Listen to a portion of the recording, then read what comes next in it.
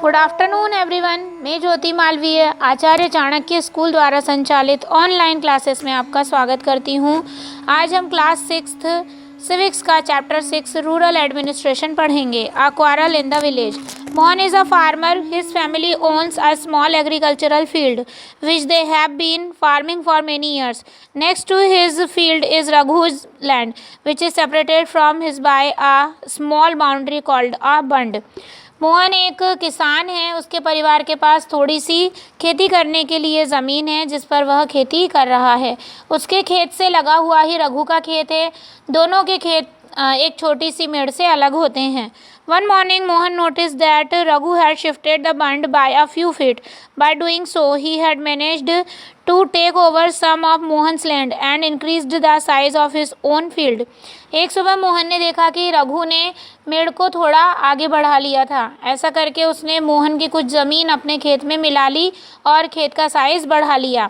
Mohan was angry but also a little frightened. Raghu's family owned many fields and beside, his uncle was also the sarpanch of the village. But even so, he plucked up courage and went to Raghu's house.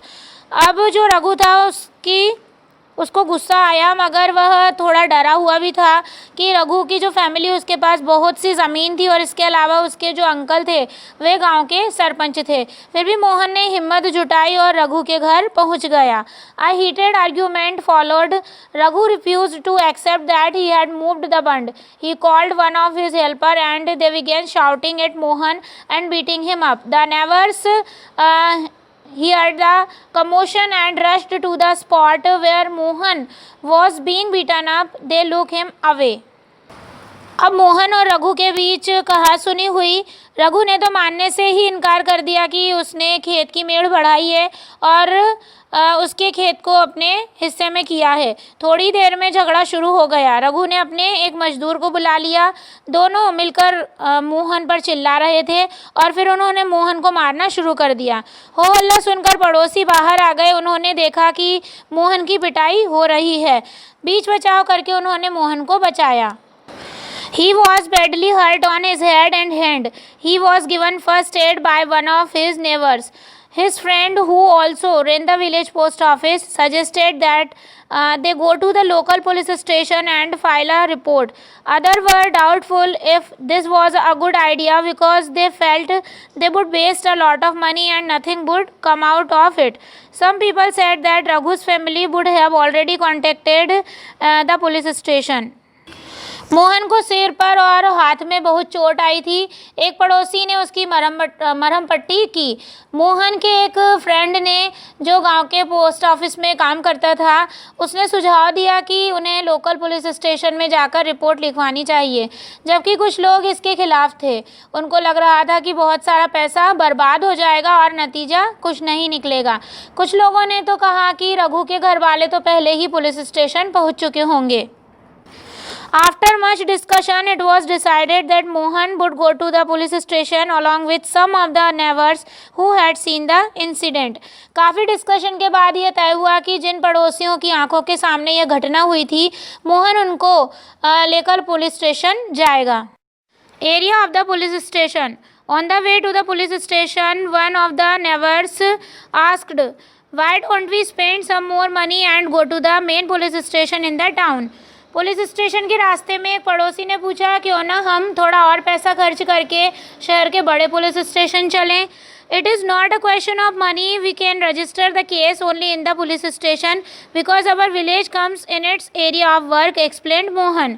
Mohan ने समझाया कि बात पैसे की नहीं है। हम इसी पुलिस स्टेशन में अपना मामला दर्ज करवा सकते हैं क्योंकि हमारा गांव इसी के कार्यक्षेत्र में आता है।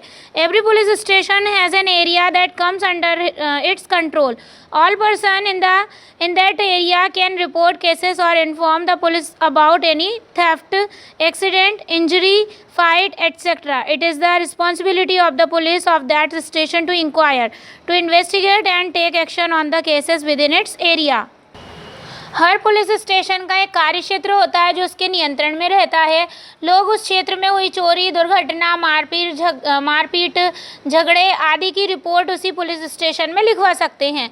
यह वहाँ की पुलिस की जिम्मेदारी होती है कि वह लोगों से घटना के बारे में पूछताछ करे, जांच पड़ताल करे और अपने क्षेत्र के अंदर के मामलों पर कार्रवाई करे। The work at the police station. When they reached the police station, Mohan went to the person in charge, station house officer, and told him what had happened. He also said that he wanted to give the complaint in writing. The SHO rudely brushed him aside, saying that he couldn't be bothered to waste his time writing down minor complaints and then investigating them. Mohan showed him his injuries, but the SHO did not believe him. जब सब लोग police station पहुंचे तो Mohan police officer के पास गया और पूरा मामला बताया। उसने यह भी बताया कि अपनी कंप्लेंट लिखित रूप में देना चाहता है। पुलिस ऑफिसर ने बड़ी बेरुखी से कहा कि उसके पास छोटी छोटी कंप्लेंट्स की इन्वेस्टिगेशन के लिए टाइम नहीं है। मोहन ने अपने घाव भी दिखाए, लेकिन पुलिस ऑफिसर पर इसका कोई असर नहीं हुआ। मोहन हैरान था कि उसकी शिकायत आखिर दर्ज क्यों नहीं की जा रही थी। Mohan was puzzled and did not know what to do. He was not surely why his complaint was not being recorded. He went and called his neighbors into the office. They argued strongly that Mohan had been beaten up in front of them, and had they not rescued him, he would have been injured very seriously. They insisted that the case be registered. Finally, the officer agreed. He asked Mohan to write down his complaint and also told the people that he would send a constable the next day to investigate the incident. अब मोहन बाहर आ गया और अपने पड़ोसियों को बुलाकर अंदर ले गया। पड़ोसियों ने पुलिस ऑफिसर को समझाया कि मोहन को उनकी आंखों के सामने पीटा गया है। अगर वे उसे न बचाते तो उसे बहुत ही गंभीर चोटें आती। उन्होंने मामला दर्ज करने पर जोर दिया। आखिरकार जो थानेदार था वह राजी हो गया। उसने मोहन को अपनी कंप्लेंट लिखकर देने को कहा। पुलिस ऑफिसर ने प्रॉमिस किया कि अगले दिन एक कांस्टेबल घटना की इन्वेस्टिगेशन के लिए उनके यहाँ पहुँचेगा। Maintenance of land records. You saw that Mohan and Raghu were arguing heatedly whether the common boundary of their fields had been shifted. Isn't there a way by which they could have settled this dispute in a peaceful manner? Are there records that show who owns what land in the village? Let's find out how this is done. आपने पढ़ा कि मोहन और रघु के बीच खेत की मेड़ को लेकर बहुत लड़ाई हुई। क्या ऐसा कोई तरीका नहीं था जिससे वह अपना मामला शांतिपूर्वक सुलझा लेते? क्या कोई ऐसे रिकॉर्ड्स होते हैं जिनसे ये पता चल जाए कि गांव में किसके पास कौन सी ज़मीन है? चलिए पता करते हैं कि ये कैसे किया जाता है। Measuring land and keeping land record is the main work of the Patwari. The patwari is known by different names in different states. In some villages, such officers are called lekpal. In others, kanungo or karamchari or village officer, etc. We will refer to this officer as patwari. Each patwari is responsible for a group of villages. The patwari maintaining the updates the records of the village. ज़मीन को नापना और उसका record रखना पटवारी का मुख्य कार्य होता है। अलग अलग स्टेट्स में इसको अलग अलग नाम से जाना जाता है। कहीं पटवारी, कहीं लेखपाल, कहीं कर्मचारी, कहीं विलेज ऑफिसर तो कहीं कानूनगो कहते हैं। हम यहाँ ज़मीन का लेखा जोखा रखने वाले कर्मचारी के लिए पटवारी शब्द का यूज़ कर रहे हैं। The map and the corresponding detail from the register on the next page are a small part of the records kept by the Patwari. Next page पर दिए गए मैप और उसके अनुसार बने खसरे यानी रजिस्टर के विवरण को देखिए। यह पटवारी द्वारा रखा गया गांव के लोगों की ज़मीन के रिकॉर्ड का एक हिस्सा है। The patwari usually has ways of measuring agricultural fields. In some places, a long chain is called. In the above instance, the patwari would have measured both Mohan's and Raghu's field and compared them with the measurement on the map. If they did not match, then it would be clear that the boundary of the fields has been changed.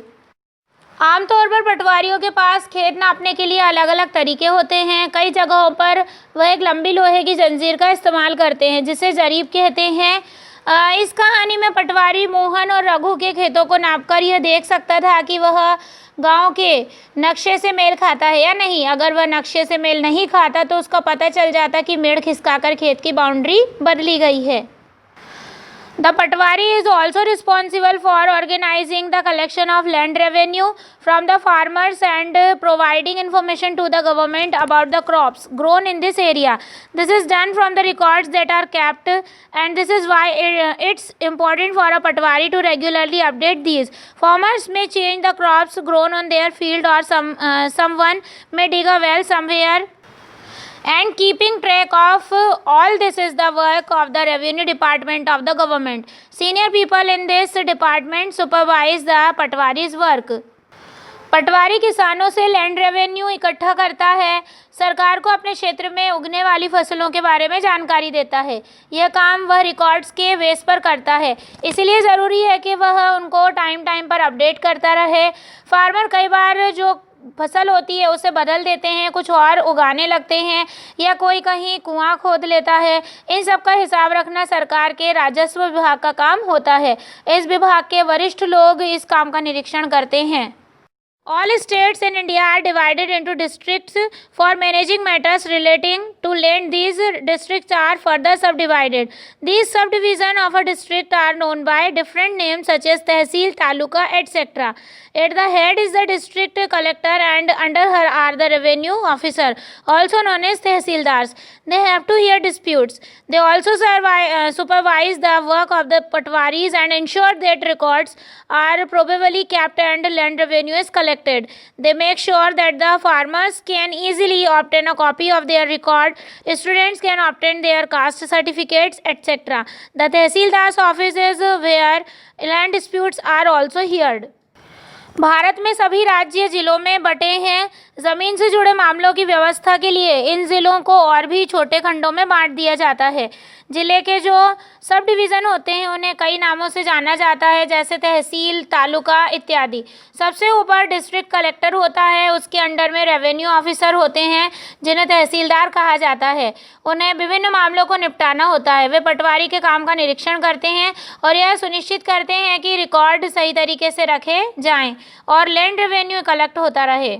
यह भी देखते हैं कि किसानों को उनके record की copy आसानी से मिल जाए। वे स्टूडेंट्स को ज़रूरत पड़ने पर जाति प्रमाण पत्र आदि भी जारी करते हैं। A new law, Hindu Succession Amendment Act 2005.